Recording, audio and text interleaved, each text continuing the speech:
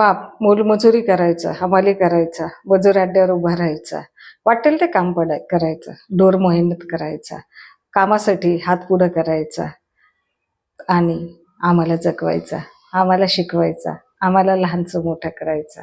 त्याची लाज मी का बाळगू ग? बापाची लाज मी का बाळगू? आमच्यासाठीच जगत होता तो, आमच्यासाठीच मरत होता तो. रोजचा दिवस तो आम्हाला जगवण्यासाठी कष्ट करत होता, काम मागत फिरत होता. जे मिळेल त्यावरती आमची चूल पेटायची, त्यावर आम्ही जगायचो, त्यावर आम्ही शिक्षण घ्यायचो. आणि त्याची जाणीव जर आम्ही नाही ठेवली तर त्या बापाच्या कष्टाचं काय चीज आहे? त्या बापाला जर आम्ही बाप म्हटलं नाही, त्याची जर आम्हाला लाज वाटायला लागली, तर तो हे जे करतोय ते कुणासाठी करतो? आमच्यासाठी करतोय, आम्हाला जगवण्यासाठी करतोय, आम्हाला शिकवण्यासाठी करतोय.